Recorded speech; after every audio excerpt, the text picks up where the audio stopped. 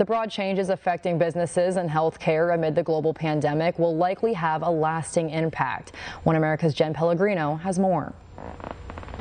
Adam Hardage, CEO and co-founder of Remote Health Solutions. Thanks so much for joining us today. Absolutely. Thanks for having me, Jen.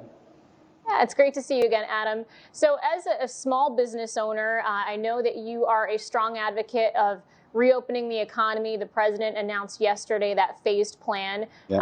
You live in the state of Virginia, where the governor has closed essentially all non-essential businesses until June 10th. Yep. What's your take on that? I just think it's a little bit irresponsible what Governor Northam has done. But I'm absolutely a fan of getting the economy reopened because I don't think that there's a one-size solution for everything. Just because New York City in a high-rise may have a certain problem does not mean that the farmer out in the country has the same threat or problem, and he still needs to get food on the tables. So I'm a fan of responsible opening. And Adam, we were chatting earlier. You mentioned that your company had applied for the small business loan. Mm-hmm. Tell us how that went.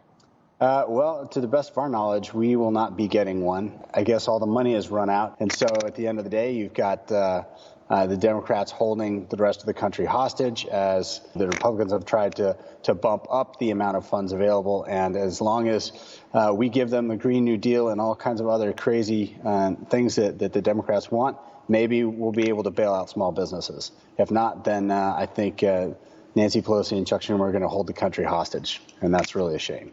I know you're sitting in your office right now that's currently empty behind you. You mm-hmm. said you're the only one in there. Yeah. How do you think this new normal that we're in right now is going to change the future of your business as well as others across the country? Well, it's an interesting question. From our business perspective, I happen to run a telemedicine company.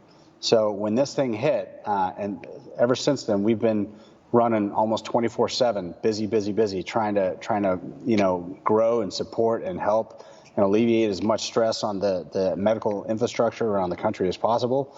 So it's sadly it's good for our business, but I also have a lot of colleagues that are just hurting big time. We're talking 40-60% of payroll employees laid off. I've received probably 50 resumes in the last week from healthcare workers who have been laid off.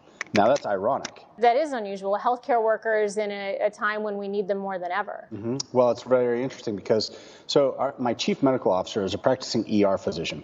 And his report from the front lines is that, the ER is generally quieter now ever since coronavirus because people just aren't coming in. If they don't have to, then they're absolutely not going to come into the ER. But those patients generate revenue, and those buildings, those hospitals, those ERs need that revenue to stay in business. So when they don't get that kind of business, or when you have somebody who's like an ear, nose, throat specialist or some other non-COVID related provider, then when patients don't show up, they can't keep the doors open. I'm sure you never would have imagined, Adam, that telemedicine has grown as quickly as it has in the last few weeks here. Is this going to be the new normal in medicine as we proceed forward? Yes, absolutely. This is medicine of the future is here now today. I don't see people going back to the old school in-office visit, and I think practitioners are going to have to get on board with it. The modern technology is here. So with our company, we can conduct a complete virtual exam from anywhere on the planet. So we do it for the military, we do it for the chronically ill Medicare patient population, and the technology is here, so why not use it? We can handle most things via telemedicine.